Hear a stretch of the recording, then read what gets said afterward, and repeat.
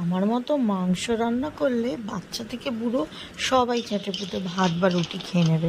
চলো আজকে তোমাদের সাথে আমার চিকেন কষার রেসিপিটা শেয়ার করি।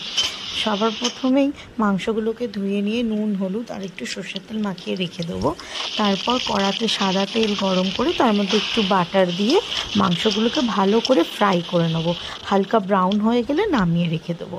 তারপর সেই তেলেই কিছু ফোড়ন দিয়ে দেবো, শুকনো লঙ্কা, জিরে আর তেজপাতা।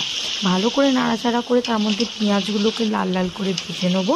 তারপর তাতে দিয়ে দেবো দুটো টমেটোটা নরম হয়ে আসলে আদা রসুন আর কাঁচা লঙ্কার পেস্ট দিয়ে দেবো। তারপর তাতে দেবো কিছু গুঁড়ো মশলা, ধনে গুঁড়ো, জিরে গুঁড়ো, লঙ্কা গুঁড়ো, একটু নুন, একটু মিষ্টি সামান্য দিয়ে ভালো করে নাড়াচাড়া করে কষে নেবো। কষে যখন দেখবো তেল ছেড়ে দিয়েছে তার মধ্যে দিয়ে দেবো ফ্যাটানো টক দই। ভালো করে কষে নিয়ে গরম গরম ভাত, রুটি, নান যেটা দিয়ে পারবে চেটে খাও।